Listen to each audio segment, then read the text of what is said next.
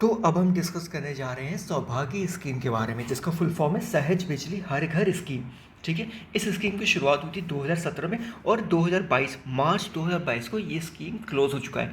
इस स्कीम के अंडर ना टोटल 2.86 करोड़ हाउस होल्ड को इलेक्ट्रीफाई किया गया है। Nodal ministry ministry of power है। इम्प्लीमेंटिंग एजेंसी कौन सी है? इम्प्लीमेंटिंग एजेंसी इसका नाम है रूरल इलेक्ट्रिफिकेशन कॉरपोरेशन लिमिटेड। अब रूरल इलेक्ट्रिफिकेशन से ये मत आप लोग समझ जाएगा कि ये स्कीम सिर्फ रूरल एरियाज़ में चल रही है, ऐसा नहीं है। ये रूरल प्लस अर्बन दोनों एरिया में ही, दोनों रीजन में ही ये स्कीम चल रही थी। ठीक है, बेसिक ऑब्जेक्टिव क्या है? बेसिक ऑब्जेक्टिव ये था कि हाउस होल्ड में इलेक्ट्रिफिकेशन प्रोवाइड करना by providing last mile connectivity and electricity connection to all household in rural and urban areas. Rural और अर्बन एरियाज़ दोनों में इलेक्ट्रिसिटी प्रोवाइड करना है, लास्ट माइल कनेक्टिविटी प्रोवाइड करनी है। अब देखिए, हमने बात किया रूरल एरियाज़ और अर्बन एरियाज़।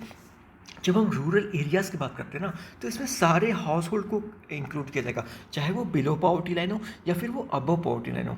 देखिए, अर्बन एरिया के केस में ना सिर्फ और सिर्फ पुअर फैमिलीज़ को ही इंक्लूड किया जाएगा, सिर्फ और सिर्फ उन लोगों को ही इंक्लूड किया जाएगा जो कि बिलो पॉवर्टी लाइन है। ठीक है, बात समझिए, रूरल एरियाज में सारे हाउस होल्ड को कवर किया जाएगा, but in case of urban areas we will only cover poor families. Okay, बात समझ में आई। अब बात करते हैं फाइनेंशियल असिस्टेंस की। टोटल फाइनेंशियल असिस्टेंस जो इस स्कीम का था वो था 16,320 करोड़। 16,320। 16 इंटू 2 कितना होता है? 32 होता है। तो 16,32,0, जिसमें से रूरल एरियाज़ में तकरीबन 14,000 करोड़ का बजट था और अर्बन एरिया का बजट तकरीबन 2,300 करोड़, 2,300 करोड़ के आसपास का टोटल अर्बन एरिया का बजट था, जिसमें से ग्रॉस बजटरी सपोर्ट जो है वो 12,320 करोड़ गवर्नमेंट प्रोवाइड कर रही थी। इतना समझ में आया। अब हम बात करते हैं की फीचर का। देखिए, जो बेनिफिशियरी होगा ना, उसको सोशियो इकोनॉमिक कास्ट सेंसस की मदद से पहचाना जाएगा। अगर देखो, सोशियो इकोनॉमिक कास्ट सेंसस में कई तरह के डेप्रीवेशन के लेवल हैं। अगर कोई व्यक्ति किसी एक भी लेवल पे डेप्राइव है तो उसको इस स्कीम के under free electricity connection provide किया जाएगा। फ्री इलेक्ट्रिसिटी कनेक्शन की बात हो रही है, बिजली नहीं फ्री दिया जाएगा, बिजली के लिए पैसा देना होगा आपको, कनेक्शन फ्री दिया जाएगा अगर वो सोशियो इकोनॉमिक कास्ट सेंसस में किसी भी एक पैरामीटर पे अगर वो डिप्राइव है। लेकिन अगर वो सोशियो इकोनॉमिक कास्ट सेंसस में एलिजिबल नहीं है तो क्या करना होगा? तो क्या करेगा? तो वो पे 500 रुपये देगा इलेक्ट्रिसिटी कनेक्शन के लिए। और ये जो 500 रुपये ना, ये आपको 10 इंस्टॉलमेंट में देना होगा डिस्कॉम को। ठीक है, अगर आप बीपीएल में आते हो, अगर आप एसईसीसी के अंडर डिप्राइव हो तो आपको फ्री ऑफ कनेक्शन मिलेगा, लेकिन आप एसईसीसी में इंक्लूड नहीं हो तो आपको 500 रुपये देके आपको कनेक्शन दिया जाएगा और ये 500 रुपये आपको 10 इंस्टॉलमेंट में देने हैं टू डिस्कॉम। ओके, बस में। और अगर डिस्कॉम भी इसमें पार्टिसिपेट करेगा ना, तो डिस्कॉम को भी गवर्नमेंट जो है कुछ फाइनेंशियल असिस्टेंस प्रोवाइड करेगा। इस बात को याद रखिए कि कोई फ्री पावर नहीं होगा, मुफ्त की बिजली नहीं दी जाएगी आपको, बस बिजली का कनेक्शन प्रोवाइड किया जाएगा। ठीक है, बात समझ में आया। और सपोर्ट करिए कोई रीज़न है, कोई बीहड़ इलाका है, ठीक है, कोई ऐसा इलाका है जहाँ पे पावर का कोई इंफ्रास्ट्रक्चर ही अवेलेबल नहीं है।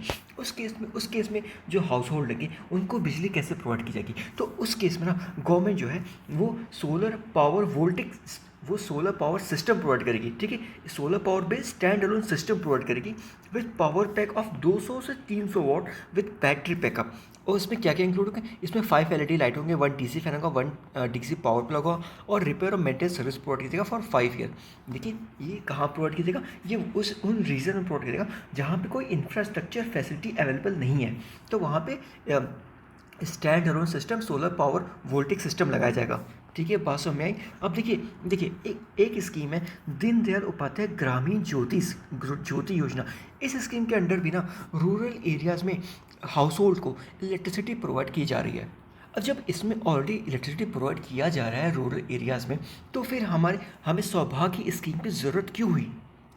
उसके पीछे एक कारण है। कारण ये ना, देखिए, जो दीनदयाल उपाध्याय ग्रामीण ज्योति योजना है, इसके अंडर जो इंडिविजुअल को सेलेक्ट किया जाएगा ना, जो बेनिफिशियरी को इंक्लूड किया जाएगा, वो स्टेट गवर्नमेंट आइडेंटिफाई करेगी।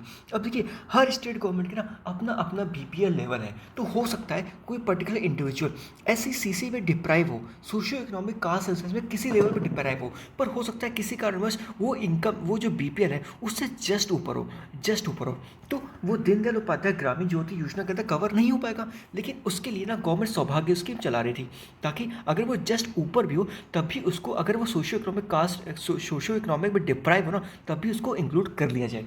समझ में आया? तो दायरा जो है ना सौभाग्य स्कीम का इंक्लूजन केस में वो ज़्यादा है in case of Deendayal Upadhyaya Gramin Jyoti योजना। समझ में आ गया? ठीक है, तो और कुछ नहीं है स्कीम में, सारी चीज़ हमने डिस्कस कर लिया। इसकी पीडीएफ में ग्रुप में शेयर कर लूँगा। तो ठीक है फिर, ओके, थैंक यू।